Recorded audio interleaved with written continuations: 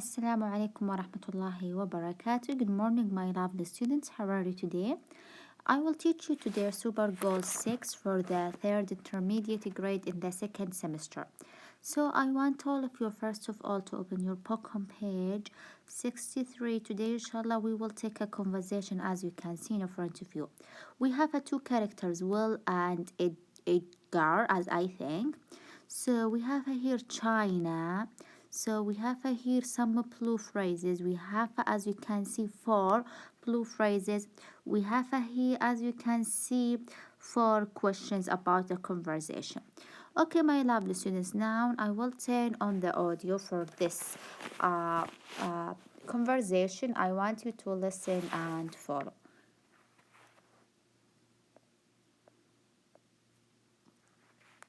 Page 63. 8. Conversation. So, what's it like living and working in China? Well, to be honest, in today's globalized world, there isn't really all that much difference anymore, especially in big cities like Shanghai, where I'm based. There's a lot of traffic, crowded subways and buses, tall skyscrapers, and modern shopping malls, just like in other large cities around the world. Have any differences struck you? Well, the food is very different, and eating with chopsticks was tricky at first, especially rice and noodles. But I've got the hang of it. What about the language? Most of the people I work with speak English well. I'm still learning Chinese to handle everyday situations. Is there anything else you're not used to yet? No, I've adjusted to the way of life. However, there's still one thing that's kind of weird to me. In China, the family name comes before the first name, and millions of people have the same surname. For example, Wang, Li, Zhang, Chen, and so on are the most common. No kidding. Yeah. At work, when I called out Zhao, 3 colleagues used to answer me, but I managed to solve the problem. What did you do? Your ending. What do you think Edgar answers? 1. I found out the first name of each one. 2.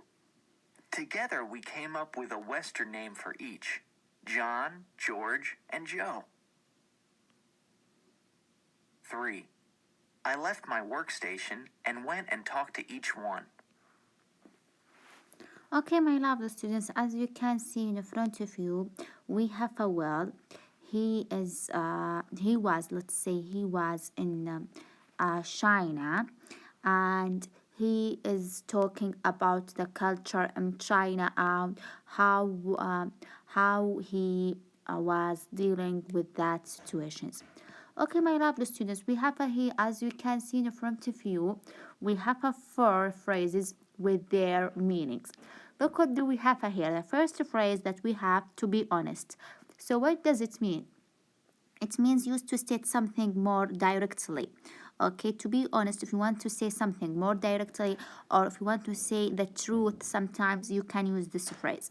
Number 2, to get the hang of, to get used to doing something that right away. Okay, if you want to do something correctly, you can use that. Kind of, it means rather. Okay, kind of, it means rather, or let's say something of that. Not kidding, an expression of surprise and disbelief. Okay, if you want to show that you are surprised, okay, wow, that is surprise. You can say no kidding, and so on. Look what we have here. What things does Edgar says are the same in Shanghai? So there is a lot of traffic, crowded bus, all tall buildings, modern shopping mall, as you can see. So look, it is today globalized. So the world, there is not really all that much difference anywhere. Number 2, what is his conversation Chinese like? He is still learning Chinese of everyday situation. So he speaks English with the people, and he's still learning Chinese to handle everyday situation. Number 3, Look what we have here. What did Edgar find difficult at first? At first, eating with a chopstick, as you can see, was difficult for him at first. Then he deals with it. The last one, what is unusual about Chinese surnames? The surnames come before the first names, and millions of people have the same surname. Okay, my lovely students, let's now move here.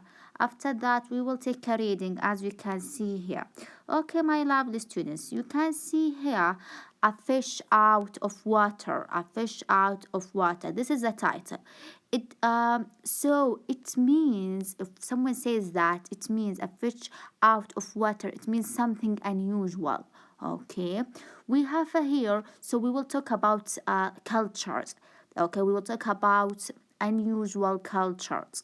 So culture that are not famous or familiar for us.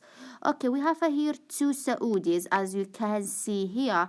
We have here some paragraphs. Okay, now I will turn on the audio for these paragraphs, so I want you to listen and follow. Are you ready? Very good. So let's start.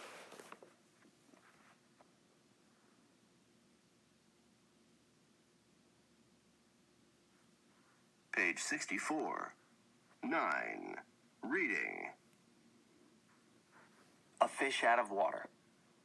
Almost everyone who studies, lives, or works abroad experiences some degree of culture shock. This period of cultural adjustment involves everything from getting used to the food and language to smaller things like learning how to use the telephone. No matter how patient and flexible you are, adjusting to a new culture can sometimes be difficult and frustrating. Some people get depressed and very homesick. But don't panic. These are all totally normal reactions, and you are not alone. The term culture shock was first used by writer Calvero Oberg in 1954. He found that all human beings experience the same feelings when they travel to or live in a different country or culture. Oberg identified 5 distinct stages of culture shock. 1. The adjustment phase. This period can last 6 months or longer. The newcomer is excited about being in a new place and experiencing a new lifestyle. Some problems may occur, but the person usually tends to accept them as part of the adjustment to another country and novelty of being in a new place. People are generally helpful to the newcomer, and that person feels welcome. 2. Emptiness or rejection phase. The newcomer has to deal with the usual problems of accommodation, transportation, shopping, not finding your favorite foods, and very often, not being able to communicate fluently in the local language. The local people may not understand why the newcomer is making such a big deal over what they see as a small problem. At this point, the newcomer starts to complain about and maybe even reject the new country. 3. The conformist phase. Gaining some understanding of the new culture, its ideals, and its values brings a new feeling of pleasure. The crisis is over when the newcomer learns to understand the cultural differences, but hasn't completely adjusted to the new culture. 4. Assimilation phase, or complete adjustment. In this phase, the person accepts the food, the habits, and the customs of the new country, and may even find some things better than things back home. The newcomer becomes completely adjusted and feels comfortable in the new place. On returning home, the traveler will miss the new friends and the country and will cherish the memories forever. 5. Reverse culture shock. This is when the person comes back to the home country. The returnee may have been away from home for a long time and gets a re-entry shock. Many things have changed, and it will take a while to get used to home again. Okay, my lovely students, these are some steps that if you study abroad or work or lives abroad experience. So you will pass through these steps. Okay, let's now see what do we have here. We have here, as we can see, vocabularies. So we have here some words. We will match it with their meanings. Look, what do we have here? Flexible. What does it mean, flexible? Be able to change in different situations. So to be flexible, that means you can change. Okay, you are easy to change. Okay, you don't have a problem. First string, so it will be e. Annoying because you can't do something you want. So if you, it means you get angry, you are annoying because there is something that you can't find something that is, or you can find something that it is a familiar for you. Homesick, missing home and family. So if you miss your home, if you want to see your home or your country, you can be homesick. Stage, it will be if. One level or phrase in a series, So stage is like, yeah, level. Newcomer, it will be D, a person who has arrived recently. So newcomer, like a new visitor. Okay. Novelty, it will be H, something new and interesting. So something new, interesting, wonderful, and so on. See, values, it will be C, beliefs. Okay, values like beliefs. For example, Islamic values, beliefs about what is right and what is wrong. To cherish, it will be G, to remember a pleasant feeling for a long time. Then look, what do we have here? What do you think fish out of the water means? So we have here a phrase. What does it mean? Being in a new place and not being uncomfortable. So like here, fish out of the water, as you can see here. What do you understand by the term culture shock? The period of adjustment when someone moves to a new country. When did the expressions first appear? It was used by writer Clever or Obrecht on 1854. Then let's now move here into writing, as you can see in front of you. Let's see what do we have here, writing corner. We have here 3 points. Number 1, be used to plus gerund or noun means to be familiar with something usual. For example, I am, so be used. Look, what do we have here? Verb to be. Be, it means verb to be. So we have I am, we have a is, and we have a are. Then you use used to be. Then after that you use gerund. What does gerund mean? It means ing. Okay, or nouns to be familiar with. So look, what do we have here? I am. Okay, let's, what do we have here? I am, we have a I because be. I am not, we have a used to gerund, eating ing with a chopstick. So we use it to be familiar with something usual. Number 2, get used to plus gerund noun to become familiar with something. Okay, look, what do we have here? I am getting. We have a I am getting with ing used to some of the local customs. Number 3, used to plus infinitive. What does infinitive mean? Infinitive, it means to. When we say infinitive, it means to plus the verb in the base form. This is the infinitive. To plus the verb in the base form. Use to plus infinitive to refers to an action that repeatedly happened in the past, but it doesn't happen now. The negative form is didn't use to. Look, what do we have here? We use to. So we use to if you do something in the past and you stop doing do it now. Okay. We used to walk at school. We didn't used to take the bus, and so on. Look, what do we have here? Exercise B. Complete the sentences with the gerund or infinitive in the word. So we have here 8 sentences. The people here are used to. We have here are used to standing. Okay, used to eating. So we will use to standing. It is not easy to get used to living, as we can see here. We are not used to the weather being okay as a cold and rain. She used to Look what do we have here. Used to drink, okay, a coffee. He has gotten used to. We have here gotten, so we will say driving. You may find a stranger at first, but you will get used to. We have a get used to eating the food. I had difficulty with the language at first, but I am used to speaking now. Okay, we have a here am, so we will say here ing. I didn't used to take, so this is like a here infinitive, a nap, but now I rest an hour for an hour every afternoon. Then look what do we have here. The last thing that we have here is, as you can see, let's see what do we have here. We have for meaning and function.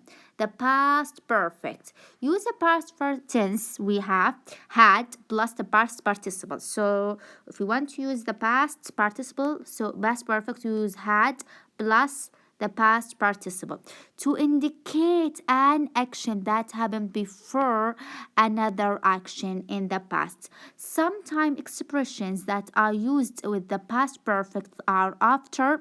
We have some expressions as you can see here. We have after, already, before, by the time, ever, never, and until. So we have here some example. By the time we got to the airport, our flight had already left. Okay, so we have a here got, we have a here left. As you can see, we have a here had, so had plus the past participle. This is the first sentence. It will be in the simple past, and the second sentence will be in the past perfect. Number 2, after she had gone plus Amal exchanged some money. So this is had gone. It is the past perfect. Had gone. Had gone. Then the second sentence, it will be simple past. So we have two sentences. Okay, the first sentence and the second sentence.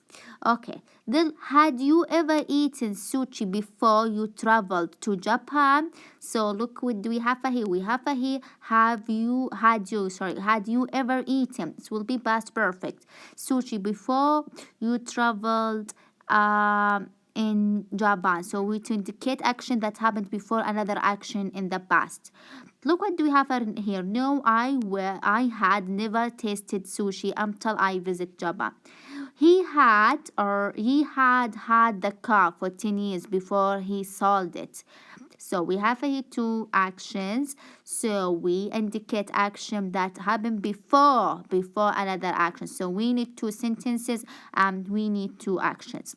Okay, my lovely students, we have here exercise 8. Complete the sentences with verbs. So use simple past or past perfect. Look what we have. They have already started boarding the plane when I arrive at gate. So as you can see, we have here two sentences.